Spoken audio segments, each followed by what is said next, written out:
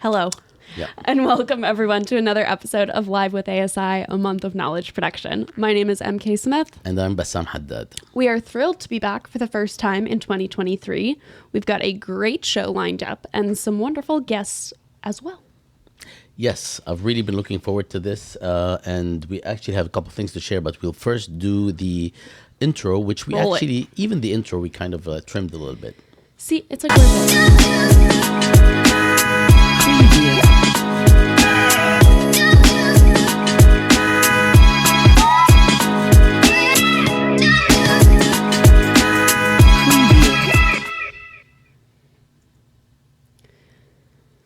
So Bassam, do you want to do the honors? Do you want to tell people what's up? Well, we kind of decided to begin transitioning the show from something that used to be a bit, your word? Business casual. To completely casual.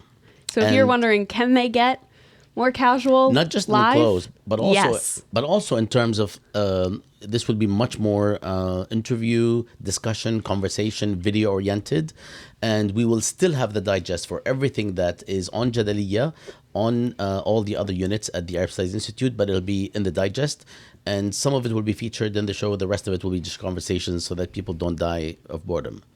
Great. Anyhow, with today's show, first off, we'll be discussing two newly released books that are featured in our New Texts Out Now series, one of which is a study of how we talk about and approach citizenship, and the other, which is a novel that centers the human tragedy of the Nakba in 1948. We'll follow that up with a conversation with Professor Max Weiss about his latest book on the history of modern Syria. After that, Jehad Abusalim and Noura Erakat will be joining us to discuss some current events in the region. Then we'll be speaking to Brahim El Guabli about a series that he and some colleagues have recently started regarding Morocco and football. We'll also be taking a look at what the good people at Status have been up to. We'll have a couple of interviews regarding Palestine, and we'll also check in with Mohamad Ali Nayel about his series about the crisis in Lebanon, October 17th Diary. We'll round out Status by watching an interview I recently conducted with Kali Rubaii, who is heading to Fallujah, out of all places, to continue her research. It's a very interesting conversation. It's short and sweet and really powerful. I hope you stick around to see it.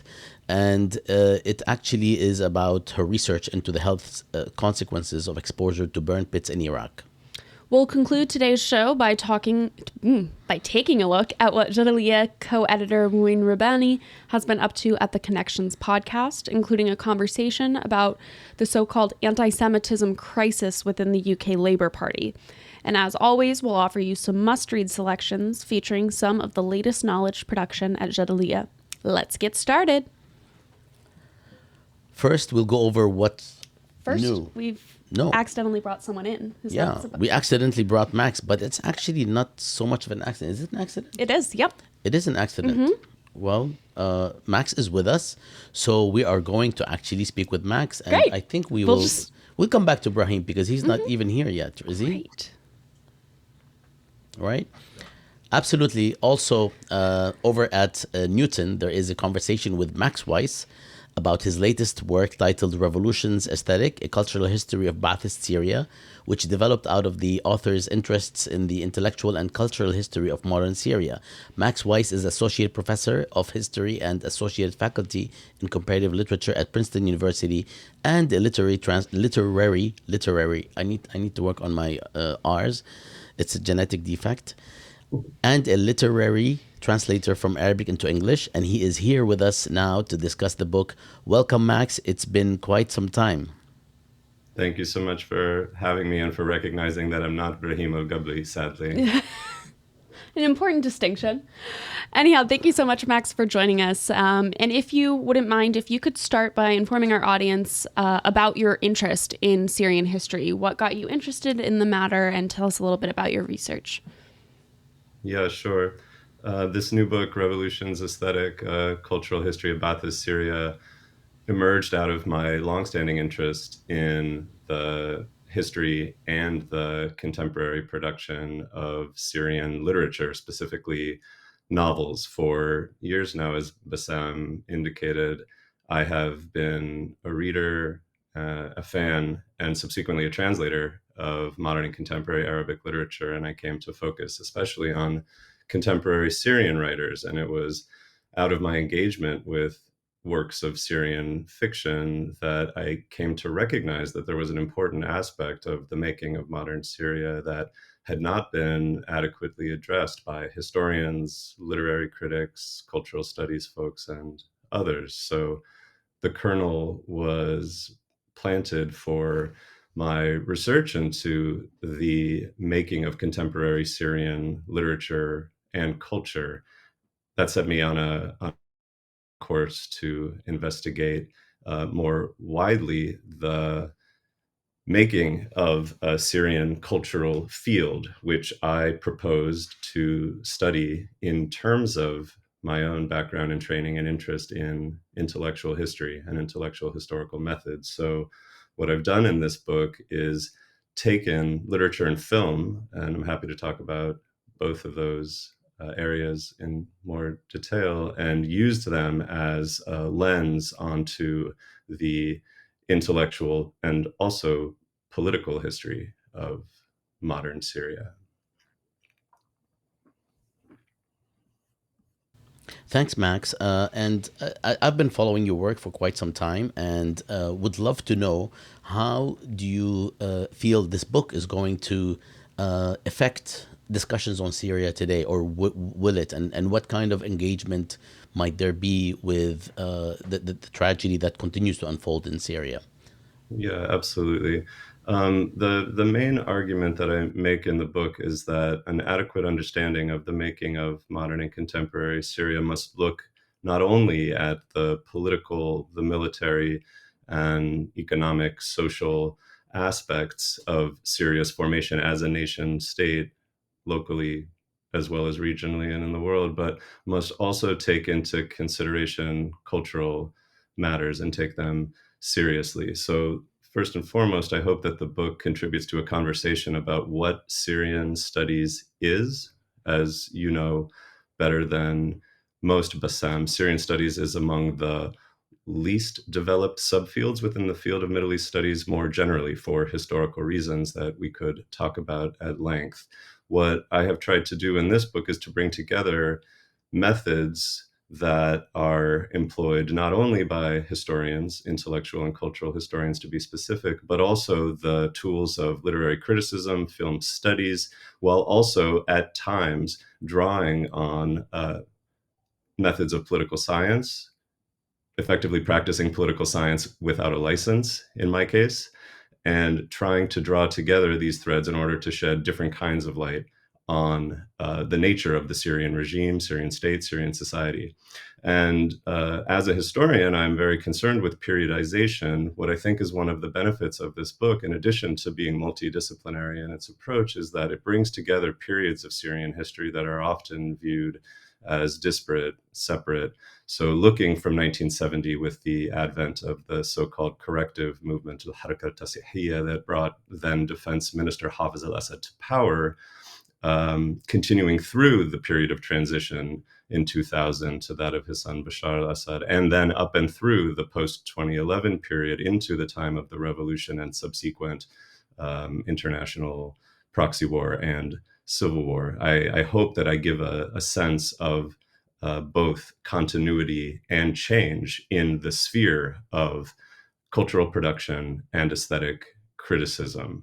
The centerpiece of the argument is that there has been, and there continues to be, a struggle around what I call aesthetic ideology, and that the unrolling of a certain kind of state-driven aesthetic ideological project, one that I refer to as Assadist, Ba'athist cultural revolution, has been forceful, has been consistent, and has continued for decades, but that it has not gone unchallenged, and it has gone unchallenged from various angles.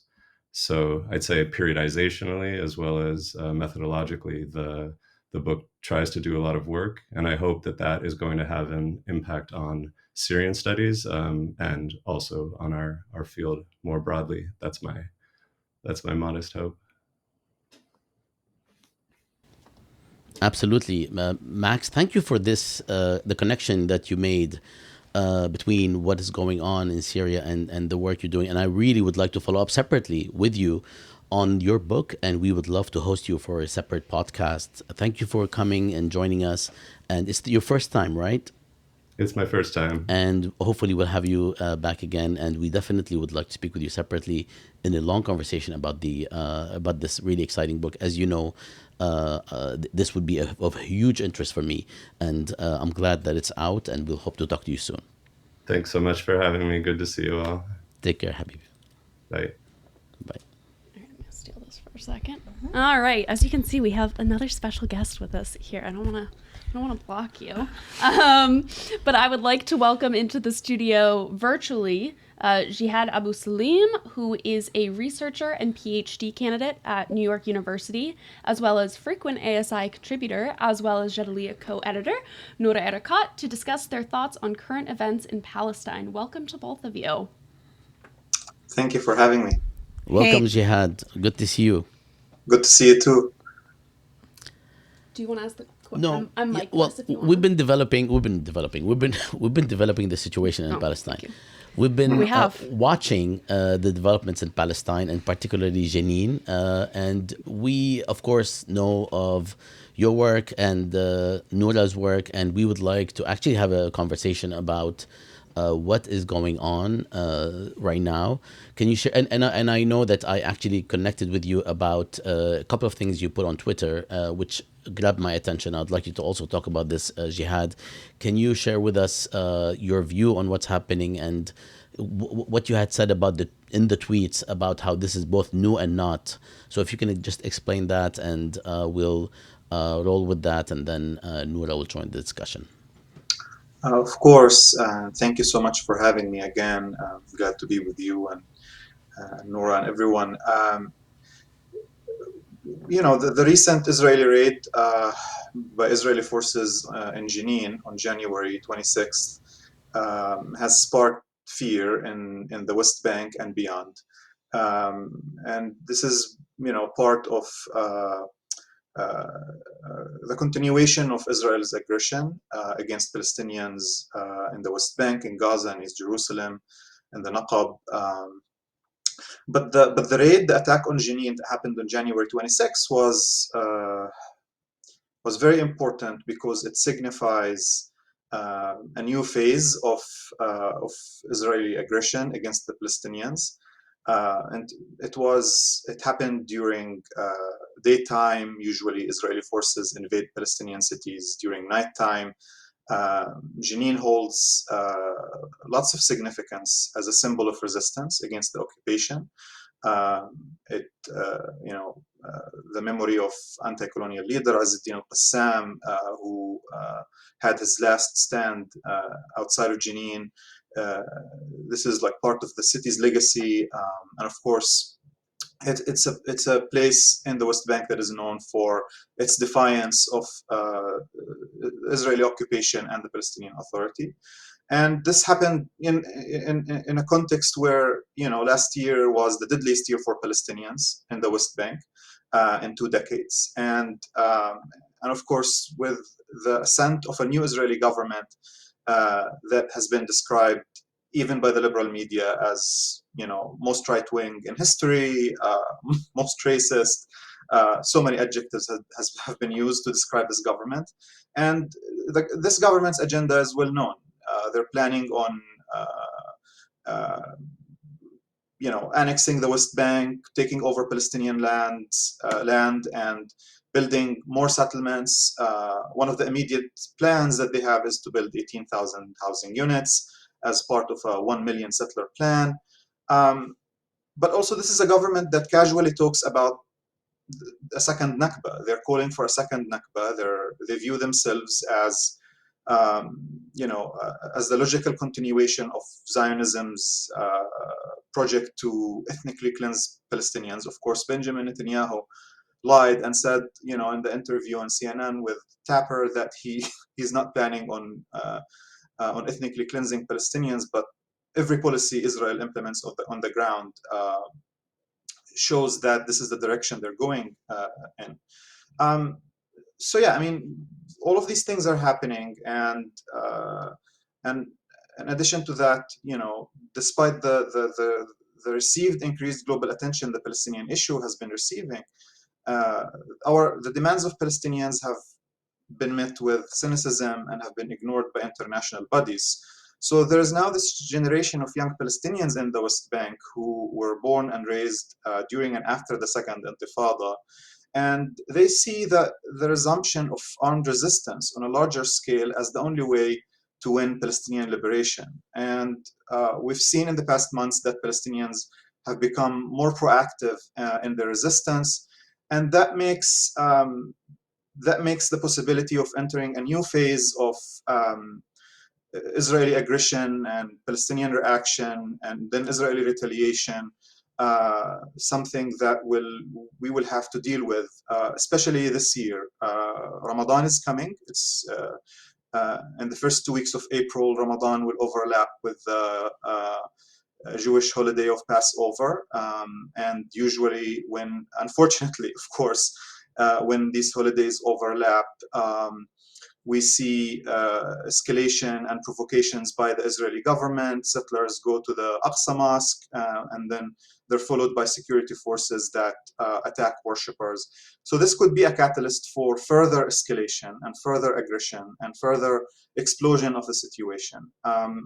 The equation, and I will end with this, the equation that ruled and created the terms for how things have been happening in the West Bank since the end of the Second Intifada, meaning Palestinian Authority security coordination, containment of the Palestinian public through an ever-expanding public sector, and incentives given to the Palestinian capitalist class in the West Bank, and worker permits and all of these things.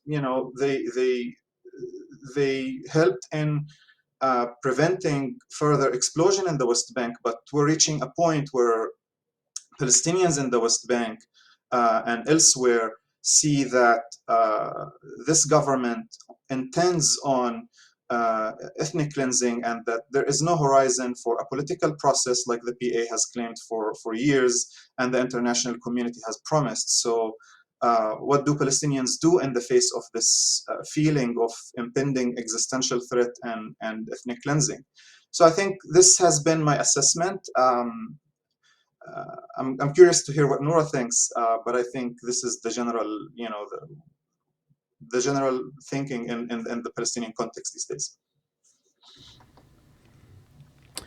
Thank you very much, Jehad. Of course, there's so much to discuss, and unfortunately, in this format, we have to sort of limit it to just a few minutes. And would like to move to Noura to talk a little bit about the media coverage, and stay with us, Jehad, in case you guys want to go back and forth. Hi, Jehad. It's great to see you.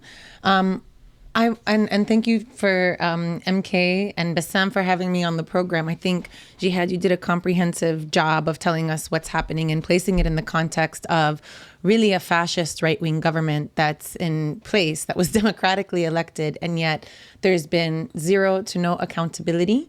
There's been an explicit claim on the part of this government that there will never be a Palestinian state, that there will be de jure annexation of the Jordan Valley, that there will not be any change in the illegal status quo of the Golan Heights and East Jerusalem. Now, all of these are within the framework of international occupation law, and so might very well even be outdated by the facts on the ground. The reason I point them out is to say that even according to the liberal approach that the US as well as European capitals have pursued on this question, we have a government that has outright said that they will adhere to none of them. Beyond that, internally, they have also proposed to undermine their own ethno-national democratic institutions, such as the legislative measure that can override any judicial decision. They have been explicit about arming and deputizing more Israeli civilians and allowing them to kill Palestinians with impunity. I mean, they have told us everything that an investigation itself might reveal that would make them liable for war crimes and crimes against humanity. And yet here, even their testimony has been insufficient to move any of the capitals on this question. The United States has actually regressed. And in a State Department press conference featuring Saeed Ariqat, for full disclosure, a relative of mine who kept asking, will you at least tell us what the status of the Palestinians is in the West Bank and under these conditions? And the spokesperson could not even bring themselves to say that it was occupied. So we see regression in the United States. And as far as other European capitals are concerned, there's been no movement. Instead, we see an influx of more humanitarian aid as they continue to frame Palestinians as a humanitarian crisis and not a political one, as they should be rightly framed. We also see the EU Commission going so far as to use the IRA definition of anti-Semitism to condemn the Amnesty International report on apartheid. So we see this strange contradiction that the conditions on the ground are worse than they've ever been and are explicit. And on the other hand, we see that these Western governments are actually regressing on the question rather than moving in tandem to meet the challenge. And part of this framework has been a media that has been unwilling and unable to cover these developments adequately, obviously with significant exceptions, including Jihad, your intervention that we saw on Al Jazeera. But other interventions have been, one, not enough. There's just not coverage. There's zero context. There's no examination of this contradiction. There's no reflection that this is actually a counter-reactionary moment to the May 2021 Unity Intifada, which ushered a sea change in the way, almost paradigm shifting in the way that we understand Palestine as a freedom struggle. And yet what we see now is this reactionary force that wants us to understand that any criticism of Israel is anti-Semitic. And worse, in my own anecdotal experience, I had a producer call me after the Jenin massacre, 2 days afterwards, and after the Al-Qam shooting attack in Neve Yaakov, asking me to come on the program to discuss the image of Palestinians celebrating, as if, and it's one thing to, have a program about a massacre and then say, well, what do you make of Palestinians and their reaction? It's wholly another to just want to bring me on, to want to pathologize Palestinians as if they exist outside of a political context. And that can only be possible through a dual process of their dehumanization together with a complete erasure of context that makes this dismal reporting possible and which exacerbates this contradiction that I'm describing. Jihad, please feel free to comment if you'd like to address anything that Noura said, or if you would like to close with a few words. I mean, I fully agree with everything Noura said, and I hope we had more time to talk about this. But I would like to close with this small thought.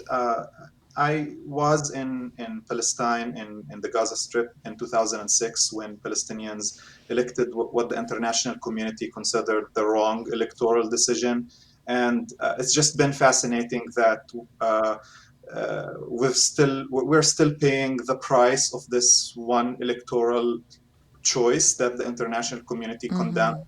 And in 2023, the most right-wing, outwardly racist, homophobic Israeli government is about to not only continue to receive all the advantages and military aid and financial support it receives from the US and its other allies, it's about to enter, there is a big possibility that they might enter a visa waiver program with the United States that might also normalize some aspects of Israel's apartheid. So, I just wanted to close with this really sad, observation and which I hope, can make us and you and everybody who's listening think about the absurdity of the situation, but also reflect on the urgency of the situation and the need to take action and double and triple our efforts in the coming months and years in light of what's happening.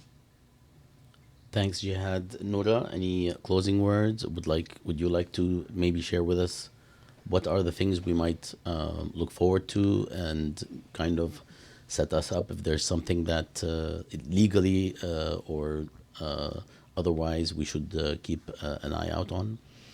I just want to emphasize this point that Jihad made, a very astute point, that Palestinians continue to pay the price for their electoral decisions, and yet Israelis not only get a pass, but they are getting rewarded for their fascistic moves. I think, it's really easy in this moment to lose hope, but once you place it in a broader context of what's happening globally, it reminds us that Palestinians are part of a global struggle, and what can be done is the work that we continue to do with one another. Certainly in the United States, it's continuing for mass mobilization actions. The local is global. So being the most active wherever you are, whether you're a faculty member, a student, a member of a faith-based institution, a city council, municipal votes, if you happen to be part of a union, this is the moment to continue pushing for solidarity and to continue insisting on the framework that this is a freedom struggle, that Palestinians are engaged in a freedom struggle similar to the upsurge that we saw in 2021. We need a similar move now in order to push back against these reactionary forces. Well, thank you both so much. I know this is not, I would like to talk about this further, and I'm sure a lot of people listening would like to hear more, but we have to move forward, and maybe we can actually do something specifically on this topic. And am I in the picture? Yeah, maybe I can interview Jihad. You want to do it now, since we are on? No. I could do my, All right. Well, thank you, Jihad, so much for coming. This is your second time, Mahek? Yes. Ahlan wa sahlan. And we would love to have you under better circumstances. And of course, Noura, traveled so far to get here. So thank you also, Noura, for joining us at the studio. I apologize about the setup here. I just realized that we have enough cameras. We could have. I'm between two of my favorite people. Oh, okay. We could have put you somewhere else, but I don't know why we didn't think of this. In all cases, I hope that we speak with you guys again, and perhaps this idea will hold you to it, Noura, of interviewing Jihad. Thank you both so much. I'll be more than Thank you. Thank you. Bye-bye. Okay, so maybe we can do a little interlude. Yeah.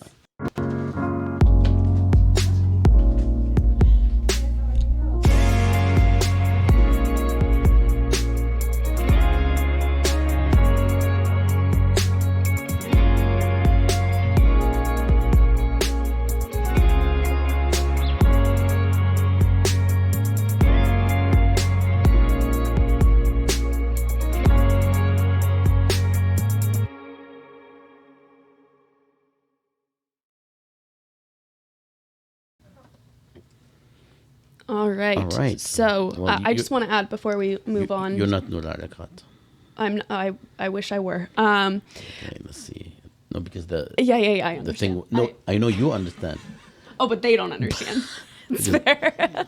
But before we move on, and on the note of Palestine, I just want to add that certainly all eyes will be on Palestine moving forward, as they should be. And Jadaliyya and all Arab Studies Institute spaces will be working to amplify the voices and narratives of Palestinians and those in Palestine right now. Absolutely. So keep an eye out on that space. Now, without further ado, we will be moving on to our next exciting topic, which is that of the intersection of Morocco and football. Bassam normally has to give the caveat, but I've been trained the correct football, the one you play with your feet, right? Absolutely. Not American football. Yeah. It's not just a descriptive issue, it's an issue of life and death. If somebody says soccer in this household or anywhere, you're done. Yeah. Get out of here. Brahim El Guabli is a Moroccan scholar and assistant professor of Arabic studies at Williams University. In the wake of Morocco's thrilling World Cup run, he and some colleagues have begun a dossier of offline or of online articles on Morocco football and the social and political implications of the game in the region. He's here with us to talk about it, and I'm very excited. He's not only all these beautiful things, he's also He's also beautiful. He's also beautiful.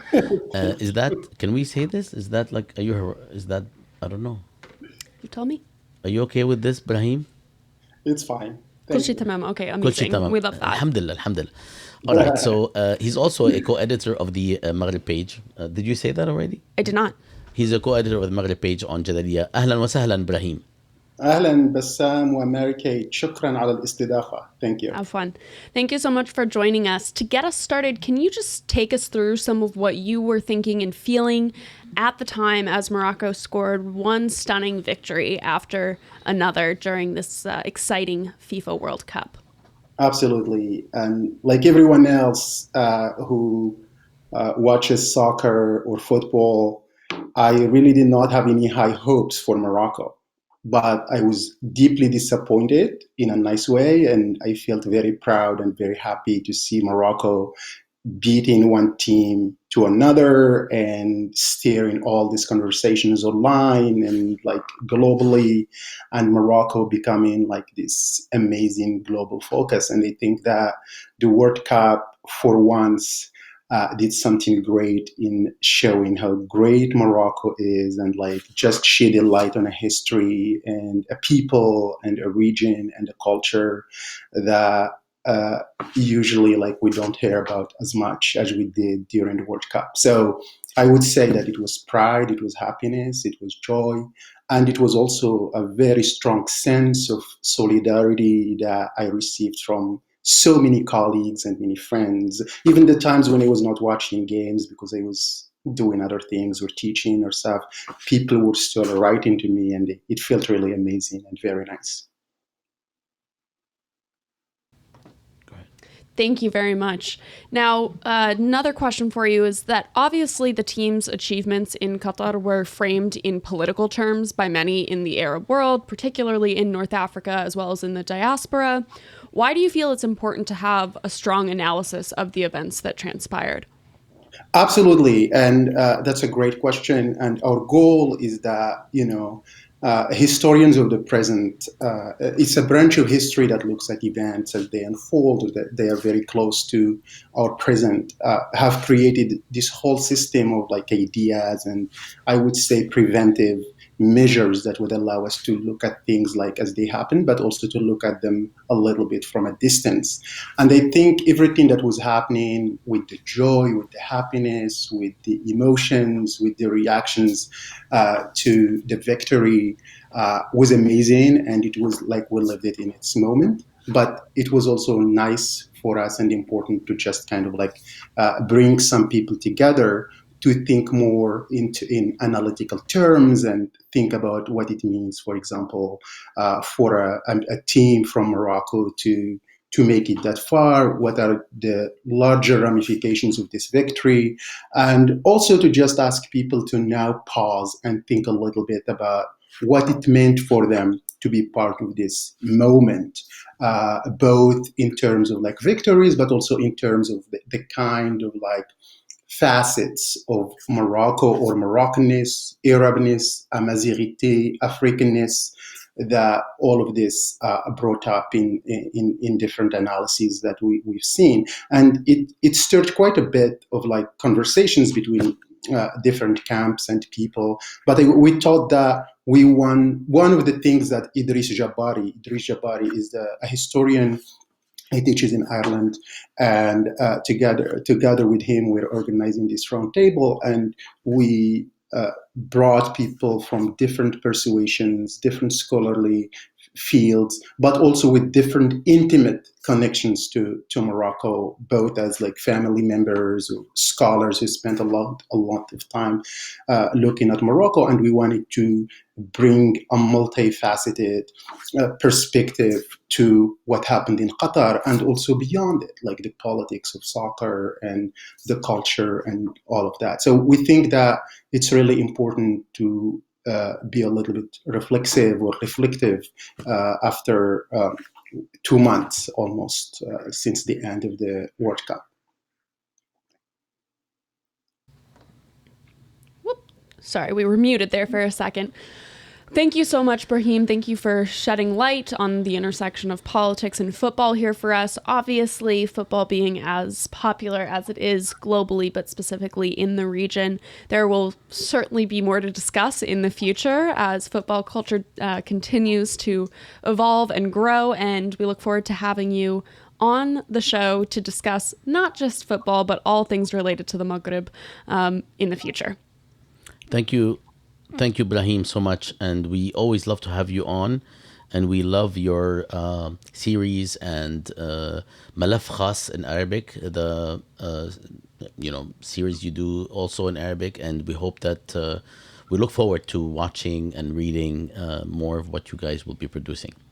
Absolutely. Thank you for the opportunity. And it's going to be, I wanted to add one thing. It's going to be a really exciting dossier because we brought in a lot of different people with like really getting into the weeds of politics, solidarity, activism as they relate to soccer. Okay, have a good day. Thank you so much. Thank you so much. And you're at Williams, right now? Yes. All right. Just in case and it's very cold. It's icy here. Okay, I won't come. Yeah, I was just saying, careful telling him where you are. He might show up at your door. Good to see you. Take care, Habib. Salam. Now it is time to talk about the latest episodes of our Status Awada audio-visual journal, or our podcast space, as you may know it. These new episodes are available now, and there are quite a few of them, so we'll go over a few of them. And while we bring in one of our more recent guests from the podcast, I just want to share that these podcast episodes can be found wherever you get your podcasts. That includes via the Apple Podcast app, Spotify, SoundCloud, YouTube. They're everywhere. There's no reason for you not to be listening to Status Podcasts. Isn't that right, Bassam? Absolutely. And I'm actually very excited that we are finally going to, this year, 2023, going to do good on our project of having a YouTube channel where you could, at any point in the day, go in and listen to. I mean, knocking on wood. I'm trying to like play it up, but it's actually, it's gonna be great. It's gonna be awesome. Listen to any of the podcasts / lectures / panels, conferences that we have in our archive, including a number of new shows and a number of podcasts that are current and live. So it will be, I shudder to say the word C-SPAN, but it will be. C-SPAN did have a moment though, about a month ago. Good. People were into it. So we want you to be as into us as you were that 1 week of C-SPAN when the Speaker of the House was being elected. Anyhow, Bassam, do you want to welcome in our guest? Yes, I'd like to welcome Isis Nusair, recently Professor Isis Nusair, recently Professor. Recently, Professor Nusair, who is an associate professor of women's studies and international studies at Denison University. Oh, recently. Oh, wow. This is a very interesting construction. From the top. Start over. Recently, Isis Nusair spoke with Samah Abbas at Status Hour about the most important critical stages in her life, affected by global and local political events, which turned into a drive and passion to employ knowledge to serve social justice. Professor Nusair, or as I know her, Isis, because I've known her for many years, believes that the production of critical knowledge about Palestine can transcend the geographical and national borders of Palestine, and that it is more effective when intersecting with the struggles of other oppressed peoples around the world. So we will be bringing in, I think we might only be able to do audio, so bear with me just a moment here. Let me make sure that we are able to bring her in fully. Let me see if this will work. There we go. I think we are. Go. Wonderful. Ahlan wa sahlan, Isis. Hi, everyone. Thanks for hosting us. Hi, thank you so much for joining us. It's so good to see you. I remember that Adams Morgan residence that you had. We used to have lots of meetings around there in the early 2000s and during the beginning of the second intifada. كيفك? تمام. Thank أهلا you. وسهلا. Wonderful. Well, thank you so much, Professor, for joining us. We're very excited to have you here. First, can you please speak a little bit about the importance of placing the Palestinian struggle in an internationalist and intersectional context? Yes, of course. Well, first, I want to thank Jadaliya for the opportunity to host Status and to have a podcast in Arabic. I sent it, actually, I shared it with many people, and the response has been amazing. It's wonderful to see the reach of these podcasts and also how we can bring knowledge production into, like, away a bit from the academy and from the high speaking into places where people can actually relate to it and where it touches their daily lives. So this is what I do in my work. I teach women and gender studies and international studies, and I actually have been doing research with refugees, both in Iraq, Iraqi refugees in Jordan and the United States, and also refugees from Syria, both Palestinian and Syrian, in Germany.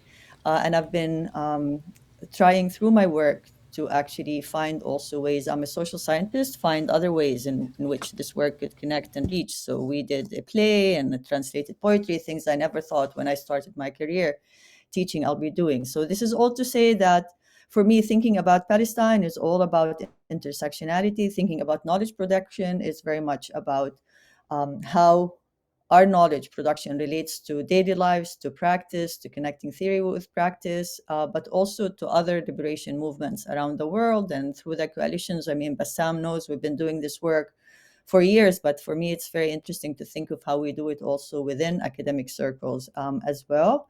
For my own work, thinking about Palestine within this context is also thinking about Palestine as a matter of justice.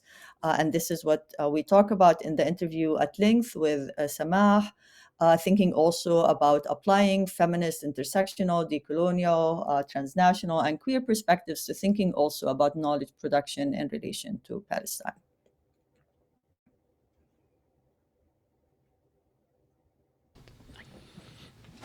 Thank you, Aziz. And can you share with us separately what is it that we can expect from your own research going forward? I know that you are always busy, and I know that you're prolific. So what is it that's on the horizon for you? Actually, I just got a note that I just need to send the manuscript. The publisher is interested in a book I've been working on for a while. It's called, at least tentatively for now, Permanent Transients, Iraqi women refugees in Jordan and the United States. And it focuses on continuums of displacement in these countries, even before people left Iraq. What were the conditions that led to that forced displacement? And since many of the people had to stop in different places along the way, what happens until they get to the US, which could take up to 10 years. So that's one project. And then the other is on narratives of crossing of refugees from Syria in Germany. And that's another project I've been working on for a while. So these are the two manuscripts that are taking most of my attention for now. Aside from that, I've been doing some work on popular culture in the Middle East, and I'm working on a project, but that's a bit later, that relates to Syrian TV drama post the uprising and what happened in the country in 2011. Well, Mabarouk on the manuscript. That's wonderful news. Congratulations. And I look forward to both of those projects that you mentioned. They sound fantastic. Absolutely, Aziz. And I hope that we continue to speak with you going forward. I know that you'll be, putting out these fantastic podcasts and papers as you have been. How long has it been? It's been maybe 22 years since we've met, and I haven't seen you for many, many years. So it's really wonderful to see you. And thanks for coming on to Live with ASI. Thank you, and best of luck with your work. Shukran. Thank you so much, Azizti. Bye. Salam. Okay, now while we prepare our next guest, maybe we'll have one of those interludes to just. Let's. Which one should we do? Status. Yeah.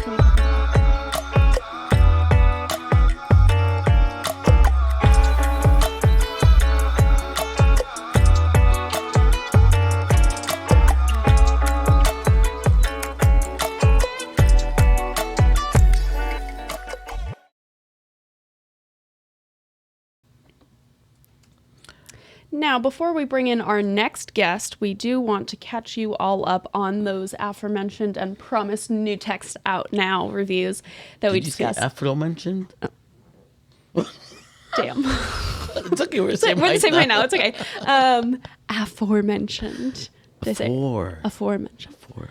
Anyhow, let's discuss two new books that we are celebrating and discussing on Jadaliyya. First, we have a fascinating interview, with Jessica M. Marglin about her new book, The Shamama Case, Contesting Citizenship Across the Modern Mediterranean, and another very interesting discussion as well with Suad Amri about her new novel, Mother of Strangers. You definitely want to check these texts out, and you can find them, not the text, but you can find interviews about the text at jadaliyya.com.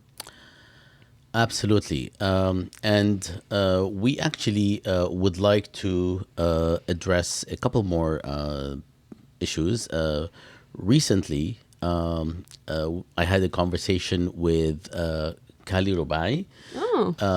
And I would like to actually show the interview. But first, why don't we go to our discussion with William, since he's calling? Yeah, well, shall we introduce William first? I think we probably should, right? Well, Muhammad is not, he's not online. So let's do William. Yes, but okay. All right. There we go. There it is. I was looking for the introduction to introduce William. That's what I was getting at. And I found it in the script. So wonderful. So over at Jadaliyya, you can find an interview with historian and lecturer William Carruthers about his new book, Flooded Pasts.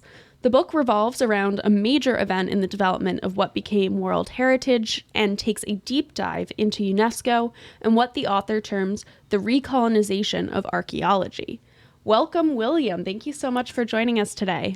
Hi, thanks for having me. It's nice to be here. Thanks for joining us. Absolutely. And sorry for the mix-up. It's okay.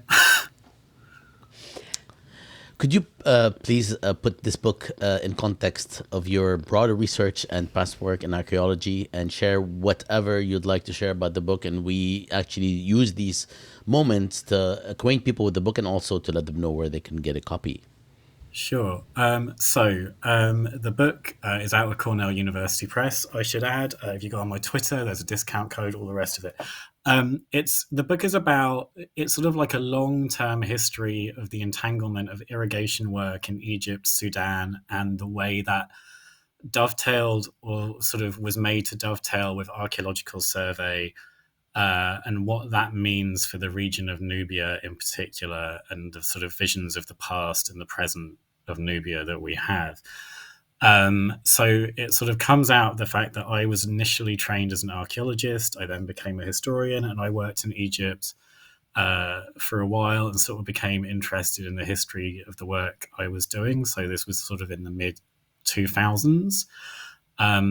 That work was sort of, it's the history of archaeology in Egypt is that it's sort of, as everyone knows, like a sort of foreign dominated field that sort of comes out of European universities. Really, it's sort of entangled with issues of scientific racism and colonialism, sort of writ large. And so I sort of became interested in why I was doing the work that I was doing, and wanted to write a historical sort of, I ended up doing a PhD in the history of science that concentrated on the history of archaeology in Egypt around the sort of middle of the 20th century, as it seemed to me that was sort of, no one had really looked at that period, and it was sort of a good time to work out when Egypt sort of transitioned to the free officers, what changed, what didn't. And so this book is sort of an extension of that. And I guess the other thing to say is that archaeology, the post-war in Egypt, I think sort of the number of archaeological excavations in Egypt dwindles. This campaign that the book centers on, which takes place throughout the 60s and into the 70s, really sort of saw a resurgence of archaeological work, and it sort of effectively led to where we are today. And so what that means is that there's like this coloniality to the work, essentially, that I think really continues, and you see manifest itself in different ways today, basically. Wonderful. Thank you so much for that comprehensive overview of the text. It certainly sounds interesting and like a one-of-a-kind text, and certainly a worthy read for anyone interested in archaeology, history, colonization, all of the above, anything under that umbrella. So thank you so much for joining us today, and we hope to have you on the show again. Are you finishing another book anytime soon? I should be starting another one. Yeah. Well, thank you for joining us. Thank you. Thanks a lot.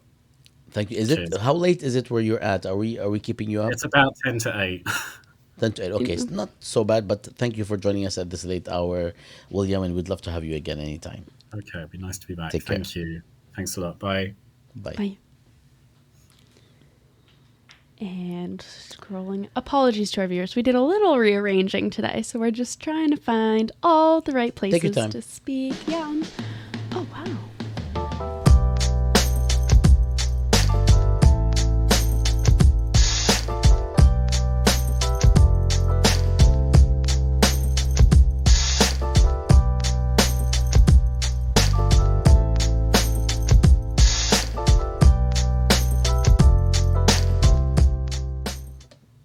All right. Now we will be shifting our discussion to Lebanon. This conversation will feature Mohamad Ali Nayel, who is host of the October 17 diary series, which is a production of Status Hour. Did you like that? How I jumped in? Really, just this series takes place during the days of this.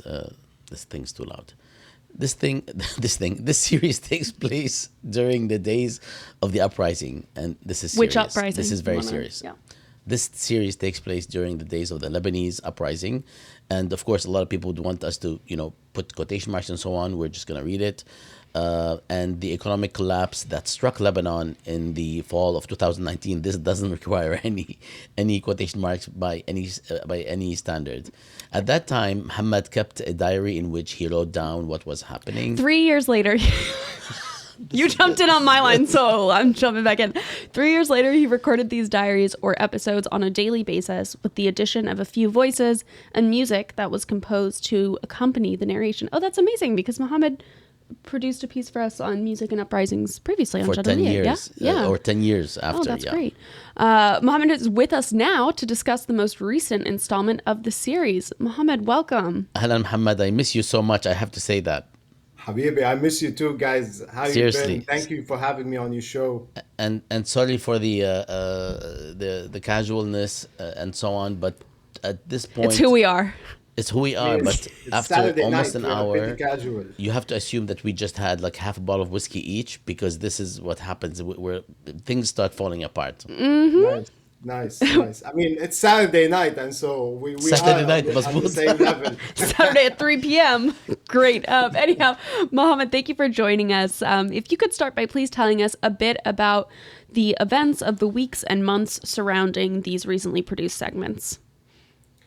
Well, as you said in the introduction, on the 17th of October 2019, protests took over the streets in Lebanon, and I was there, and in a sense, I felt that there was much more happening.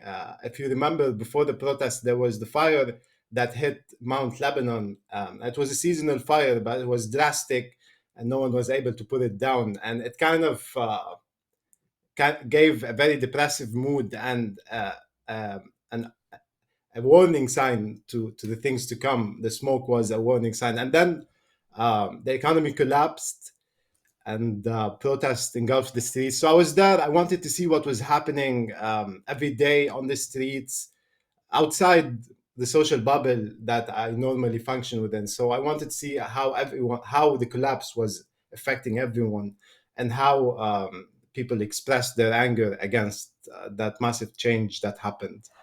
And so during that time, I kept a notebook, and I felt like I wanted to write down everything that was happening with me from my own perspective on daily basis. And I felt like it was too big to rush into contextualizing it at the beginning, at least in the first month. And I wanted to let time pass and get back to these notebooks. And that's what happened this year. After the elections, I felt like it's time to open these notebooks and look back at this period that affected Lebanon, and the country is still collapsing since. It didn't stop. The collapse didn't stop. It's continuous. Shukran. Thank you so much, Habibi. This is a series that I've listened to myself carefully, and I really appreciated so much of what's involved, including the mixing and the aesthetics, the audible aesthetics. So was this also part of the? I mean, can you tell us a little bit about that process? I know I should be asking about the politics, but no, the can you just technical first, process. Thank you for asking about the please? technical process, because I thought I wanted to narrate it in a way that it's not just a voice telling what happened. I wanted to curate a soundscape and some music that could actually respond to the narration that was happening, and and accompany it, and basically give an atmosphere musically, with sound effects, with samples recorded from the times that things were happening, that will give an atmosphere, a bigger atmosphere, beside the narration of the daily events of the diaries. And I think it's the first time I experimented to such thing, and I like the idea of having an atmosphere accompanying the narration, and I want to continue to develop this style and explore different topics.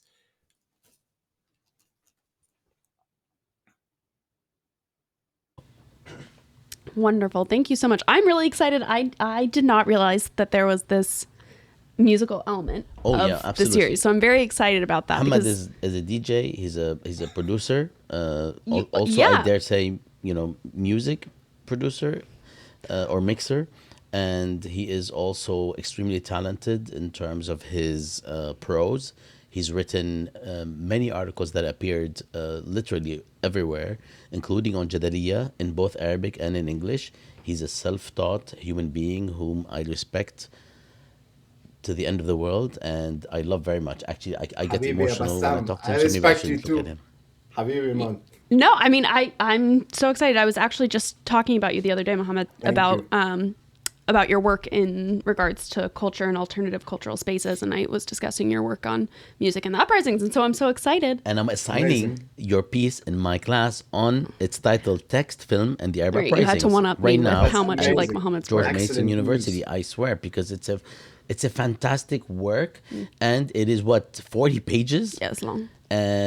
Completely documented, cited, linked. It's a very powerful document about. Can you say a couple words before we let you go about this document, about this article that you wrote in Jadaliyya, which we had to publish in parts? And we will link in the digest. And we will link in the digest.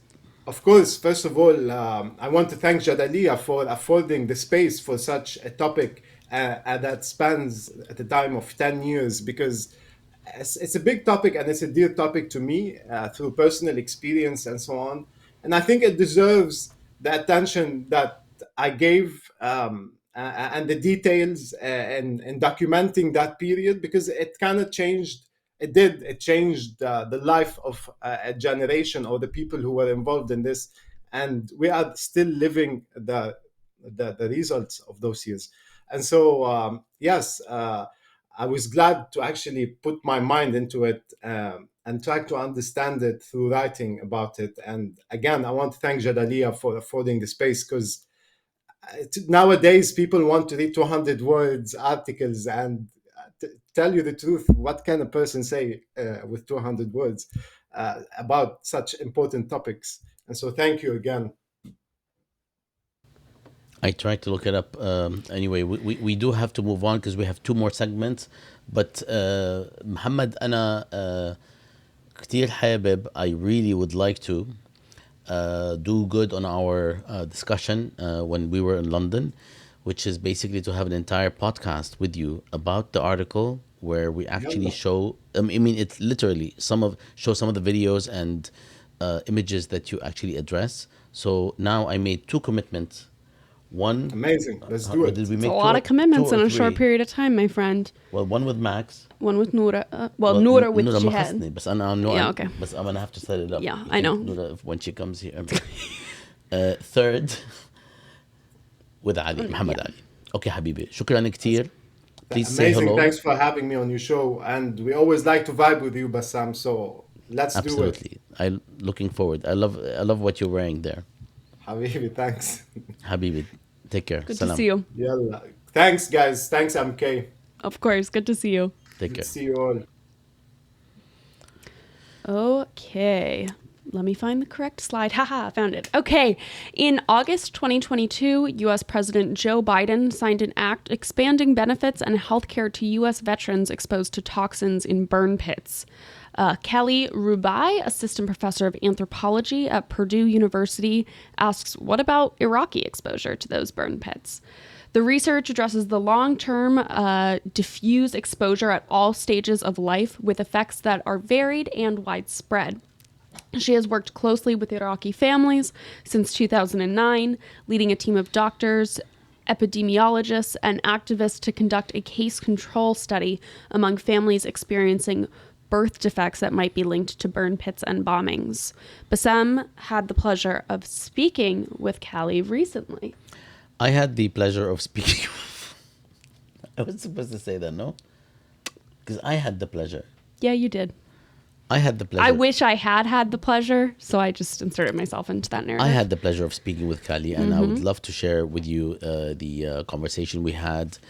It's actually about a very difficult topic, and we wanted to make it a lot longer, but because of the way the show works, it couldn't be. But again, we might have her on an extended. Well, and the whole podcast episode will be available now. Yeah, but it's not with us. It's not with me. Okay, salam alaikum. So, good afternoon, everyone. We are very excited to have with us Professor Kali Rubaii, who will be speaking to us about the podcast she recorded with Malihe Razazan recently on Status Hour, the long-term health consequences of exposure to burn pits in Iraq. Welcome, Kali. Thank you for having me. Thanks for joining us. I am I have been interested in your work over the years, and I do follow, and I actually learned about this. Hospital also started noticing, this was 2004, a higher rate of congenital anomalies and a higher level of diversity of the kinds of congenital Podcast she recorded with Malihe Razazan recently on Status Hour, the long-term health consequences of exposure to burn pits in Iraq. Welcome, Kali. Thank you for having me. Thanks for joining us. I am I have been interested in your work over the years, and I do follow, and I actually learned about this way before we actually were looking to invite you for this particular show. And we'd love to get your take on the topic of the podcast. We would also like to know what you're up to now. I understand you have an upcoming trip to Fallujah, and if you can share with us something about your current research and what you're up to. Thank you. Yes, so the podcast was about the recent passage of the PACT Act, which extended medical and financial benefits to veterans and their caretakers who had suffered from acute short-term exposure to military burn pits in Iraq and Afghanistan. And my research is oriented towards understanding the effects of all military infrastructure and the long-term health effects of militarism on Iraqi people who lived downwind of burn pits and amidst the detritus of battles, and then, of course, the extractive industry that comes after battles in so-called peacetime. So that's what that podcast was about, and about understanding the various layers of exposure that people experience in the last 20 years in particular. And Fallujah is one of the hotspots for the inundation of these exposures. So it's a place where a lot of people are managing multiple health effects and multiple environmental effects from the US invasion and the battles afterwards.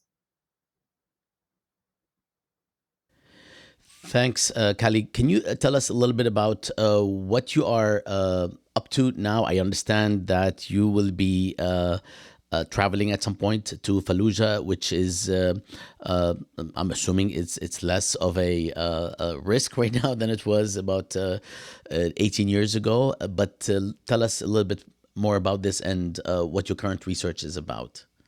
Sure. So over the last year and a half, actually, I've been living in and out of Fallujah, mostly there, a little bit back in the United States, and I'll be returning again periodically throughout the year. And I'm working on an interdisciplinary study with epidemiologists and environmental doctors and soil scientists and also environmental activists and families to try and understand if there is a provable link between the high incidence of congenital anomalies or birth defects, as they're called colloquially, and the environmental impacts of war, burn pits being one of those factors. And that means working with families and understanding the various ways they were exposed to military bombardment from the ground, air, and water over the last 20 years. That project, because it's interdisciplinary, will have implications for public health, but it will also have implications for what kind of justice recourse is possible as families are trying to understand the international justice system and ways that they can seek accountability. And is there a type of progression or what is the data like from the moment we began witnessing and experiencing what has been happening in Fallujah in terms of the birth defects and all the outcomes of the weaponry used since the war, particularly after 2004, as I understand? Is there progression? Is there a timeline that you can share with us so we can contextualize? Sure. So right around the time doctors in the US started noticing health problems among military personnel who were coming back to the US for medical care, doctors in Fallujah Hospital also started noticing, this was 2004, a higher rate of congenital anomalies and a higher level of diversity of the kinds of congenital anomalies they were witnessing. So there started to be, a discourse and tracking and trying to understand what's going on. And there have been some studies understanding this, but there's also been a lot of political effort to suppress that kind of research. So the data that I'm collecting is soil samples, personal histories, dwelling histories, and also medical data that can help us better understand what the links are between the health effects that are experienced by those veterans who experienced acute short-term exposure in the peak of their life, in their 20s and 30s, and then what's going on with children, elderly, and people who are living long-term diffuse exposure over the last 20 years. Thanks, Kali. Well, all power to you for looking into something as grim as this topic. And I hope that we continue to connect with you, not least because this is the 20th anniversary of the Iraq invasion. And I don't want to put you on the spot in public, but I would love to invite you to an extended conversation to commemorate some of what we have witnessed in the past 20 years. So I hope we speak again, and best of luck, and hope to see you soon. Thank you. Speak to you again soon. Well, that was certainly a great recap that you conducted with her, and a reminder that the entire interview that goes in depth into her research and the findings as they stand right now, and discussion of the politics between Iraqis versus Americans exposed to the burn pits, all of that is included in the podcast episode, which is available at statushour.com or wherever you get your podcasts.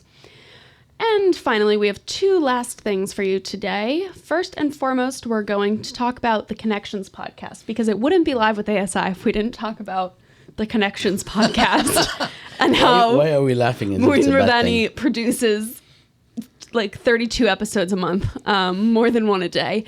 Anyhow, unfortunately, he couldn't be with us today, which I feel like has almost never happened. He's actually giving a talk somewhere, or he's at a conference, and he sent us like a quick. Who does he think he is? Who does he think he is? And it's an interesting angle. Mm-hmm. as you'll All right. see. Okay. Well, anyhow, he has conducted interviews recently regarding Palestine and other such topics with guests such as Norman Finkelstein and Maya Mikdashi.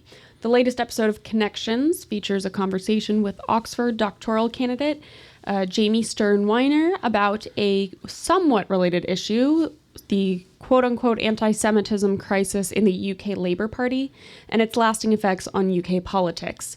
Bassam spoke with Mouin, and we will share that interview with you now. Actually, the interesting thing is that this image is actually more confusing than anything. By the way, we have to say that there was we couldn't get rid of the subtitle or the lower third that said Mohamad Ali Nayel when Kali Rubaii was speaking, so we apologize.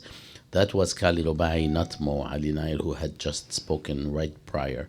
All right, here we go. Oh my God, what was is this a busy angle? month for the Connections podcast. We began with an interview with Gideon Levy, the prominent Israeli columnist and journalist, and asked him about the significance of Israel's new government. He made the point that there is actually not all that much that is new about the government, particularly if one looks at the practices of its predecessors, but he also warned that things are liable to get very much worse, and that he looks to the international community, in which he places, unfortunately, very little hope, to call Israel to account and prevent the further fall into the abyss. Subsequently, I spoke with Jadaliya co-editor Maya Mikdashi about her important new book, Sectarianism, looking at the interplay of religion, politics, and sexuality in contemporary Lebanon. And also had a discussion relating her conceptual work and her academic work to the current disintegration of Lebanese state and society. Subsequently, 2 interviews were conducted with the British doctoral candidate and scholar Jamie Stern-Weiner. The first about what is becoming an increasingly new definition of anti-Semitism as anti-Zionism and as any and all criticism of Israel and its policies. And this, of course, focuses on the definition being put forward by the International Holocaust Remembrance Alliance.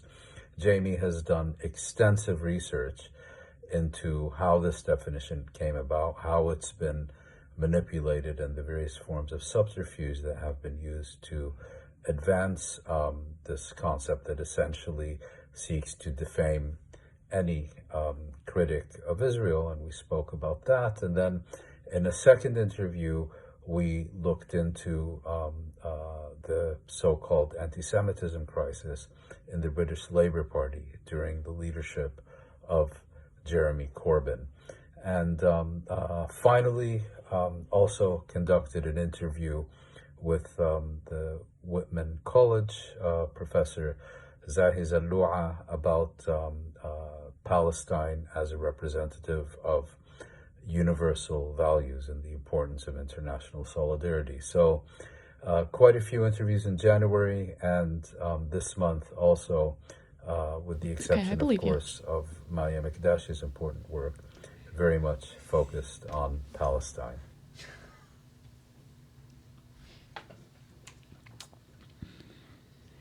Okay, everyone, it is time for everyone's favorite time of the episode, which is when we tell you what you must read instead of... Maybe something about the disclaimer about Mo. Oh, a disclaimer yet again, it's our lower thirds are still reading that Mohammed is speaking when in fact that was Mouin Rabani. So just keep that in mind. Sorry about that. We don't know what, I mean, it's just coming up every time there's a video. Let's see if there's we didn't do an interlude. Let's see if it comes up with the interlude. Just, yeah. There it is. Mohamad Ali Nayel again. It won't go away. All right, go ahead. Anyhow, as usual, we'll end with a couple of must-read recommendations. MESPI has put out 2 installments of Essential Readings, which is a series that invites experts to create essential reading lists covering various perspectives in a particular field. The first installment deals with the 2022 uprising in Iran, while the second essential reading is part of a larger series exploring there was like a jerky scroll. Asif. Well, the second essential reading is a part of a larger series exploring the question of urbanism and spatial production across the region. Before we move to the next thing, can you put this camera on, please? On me. I want people to know how serious I am. Hello, I've said it before. And I'm going to say it again. If you are a graduate student, you need to be using essential readings. They are literally annotated bibliographies. I cannot emphasize enough how useful they are and how much time they save you. It is all the research, quality research you need on any specific topic already done for you. So if you take one thing away from what I've said today, let it be that. Let it be that. Okay, anyhow, in addition to must reads, we have must listens. Oh, that's new, gentlemen. Our scriptwriters throwing in new things. Okay. Okay, we have... Is anybody watching? No. No. Okay. There's an episode where status episode where lecturer and researcher Lubaba Sabri had a discussion on factionalism and critical knowledge production with Palestinian activists. Wow, we got a lot on Palestine today, as there should be. The conversation was with Palestinian activist and professor Abdel Sattar Qasim, which was conducted a few months before his passing in 2021. And that brings us to the conclusion of our show, covering... did we want... I probably should have shown on screen the full thing, but it's okay. What? The visual. Oh. It's all right. It's all good. Okay. Anyhow, that was Live with ASI covering the month of January as well as December, no? Yes. Yeah. You just figured this out? Well, بس في ال... بس who? In the script, it just says January. Sorry, boys. I didn't mean to out you there. I had to throw you under the bus to save myself, okay? This is not the best time to say it, but we just would like to say that we are having a transition. Not MK and I, but the show is having a transition from our awesome and amazing and lovely producer, Mohamad Abu Ghazala, to our other awesome and amazing person who is right here, Abdullah Tafish. He is going to be our scriptwriter. So Abdullah, welcome and thank you for everything you've done so quickly, so efficiently, and so beautifully. Abdullah sitting also with us, who actually trained Muhammad sitting there, who trained Abdullah. So thank you, Abdullah, for joining us. And we just wanted to say thank you and welcome to the show. Yeah, thank you guys. It'll be a cleaner script next time. It was so clean. It was amazing. It was amazing. It was amazing. It was really so clean. There was you. nothing to correct. I'm just... Okay, this is so... I don't want to break it. I'll just go like this. ليش اعمل لي هيك؟ See? Okay. So my mic is now done here. Thank you so much. Oh my God. Oh, I closed my laptop. Okay.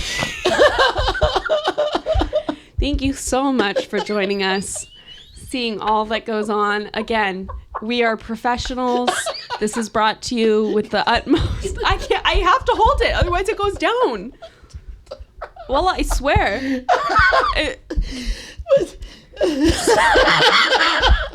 Just stay tuned if you want to keep hearing Bassam laughs. You look redder than I do right now.